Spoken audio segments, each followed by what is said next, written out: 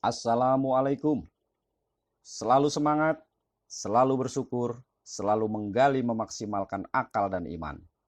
Merdeka! Sekali merdeka tetap merdeka. Al-Kisah.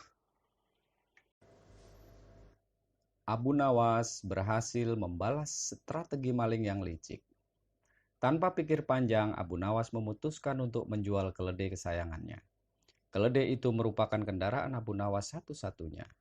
Sebenarnya ia tidak tega untuk menjualnya, tetapi keluarga Abu Nawas amat membutuhkan uang.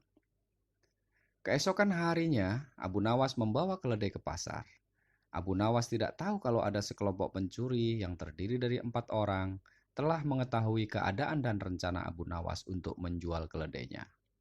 Mereka pun sepakat akan memperdaya Abu Nawas, dan rencana pun mulai mereka susun. Ketika Abu Nawas beristirahat di bawah pohon, salah seorang dari komplotan pencuri tersebut pun mendekat dan berkata kepada Abu Nawas, "Apakah engkau akan menjual kambingmu?" Tentu saja Abu Nawas terperanjat mendengar pertanyaan yang begitu tiba-tiba. "Ini bukan kambing," jawab Abu Nawas. "Kalau bukan kambing, lalu apa?" tanya pencuri kemudian. "Keledai," kata Abu Nawas. "Kalau engkau yakin itu keledai, jual saja ke pasar dan tanyakan pada mereka," kata komplotan pencuri itu sambil berlalu. Abu Nawas tidak terpengaruh, kemudian ia meneruskan perjalanannya. Ketika Abu Nawas sedang menunggang keledai, pencuri kedua menghampirinya dan berkata, "Hai Abu Nawas, mengapa kau menunggangi kambing?" Abu Nawas pun spontan menyahut, "Ini bukan kambing tapi keledai. Keledai kesayanganku." Lalu komplotan pencuri itu berkata, "Kalau itu keledai, aku tidak bertanya seperti itu. Dasar orang aneh, kambing kok dikatakan keledai." Tak mau kalah Abu Nawas pun menjawab, "Kalau ini kambing, aku tidak akan menungganginya." Jawab Abu Nawas, "Kalau engkau tidak percaya, pergilah ke pasar dan tanyakan pada orang-orang di sana," kata pencuri kedua sambil berlalu. Abu Nawas belum terpengaruh dan tetap berjalan menuju pasar. Pencuri ketiga datang menghampiri Abu Nawas. "Hai Abu Nawas, akan kau bawa kemana kambing itu?" Kali ini Abu Nawas tidak segera menjawab. Ia mulai ragu. Sudah 3 orang mengatakan kalau hewan yang dibawanya adalah kambing. Pencuri ketiga tidak menyia-nyiakan kesempatan. Ia makin mencekoki otak Abu Nawas. "Sudahlah, biarpun kau bersikeras hewan itu adalah keledai, nyatanya semua orang mengatakan bahwa yang kau bawa dan kau tunggangi ini adalah kambing. Kambing, Abu Nawas." Lalu Abu Nawas berhenti sejenak untuk beristirahat di pohon. Pencuri keempat melaksanakan strategi busuknya. Ia duduk di samping Abu Nawas dan mengajak tokoh cerdik itu untuk berbincang-bincang. "Aha, bagus sekali kambingmu ini, Abu Nawas." Pencuri keempat membuka percakapan. Abu Nawas pun menjawab, "Kau juga yakin ini kambing?" "Loh, ya jelas sekali kalau hewan ini adalah kambing." "Lalu, kenapa? Apa yang aneh dengan kambingmu?" kata pencuri.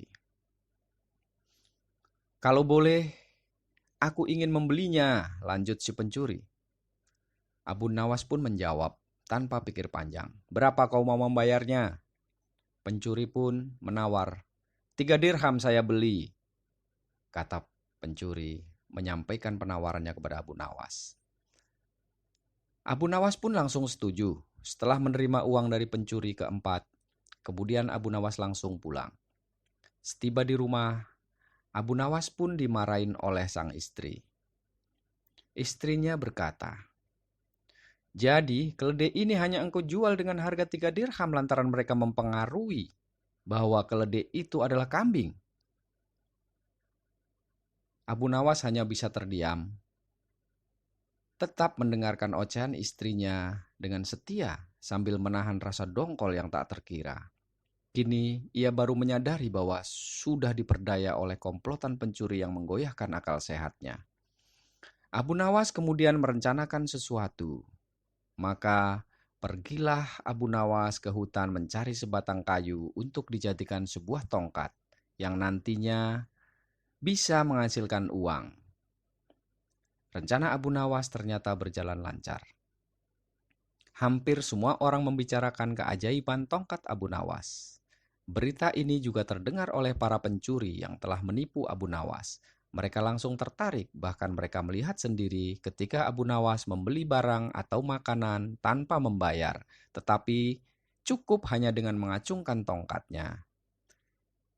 Mereka berpikir kalau tongkat itu bisa dibeli, maka tentu mereka akan kaya raya, karena hanya dengan mengacungkan tongkat itu mereka akan mendapatkan apa yang mereka inginkan. Akhirnya, mereka mencoba mendekati Abu Nawas dan berkata, "Apakah tongkatmu akan dijual?"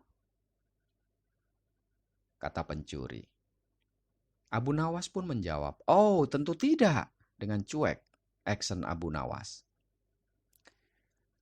"Tetapi kami bersedia membeli dengan harga yang amat tinggi," kata mereka. "Berapa?" Abu Nawas menimpali. 100 dinar uang emas, kata komplotan pencuri tanpa ragu.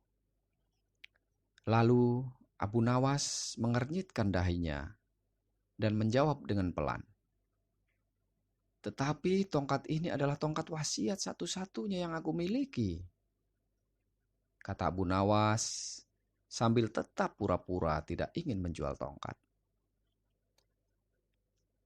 "Dengan uang 100 dinar engkau sudah bisa hidup enak, Abu Nawas," kata mereka merayu.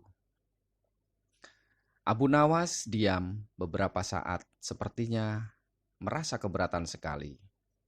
Dan sambil berucap, menjawab pertanyaan komplotan pencuri tersebut.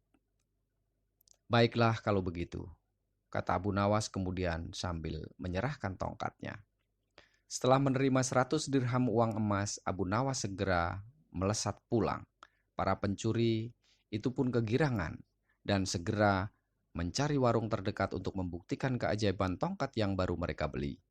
Seusai makan di sebuah warung, mereka berempat dengan girangnya, dengan tersenyum mengacungkan tongkat itu kepada pemilik kedai.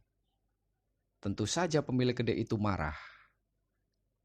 Seraya berkata, "Apa maksudmu mengacungkan tongkat itu padaku?"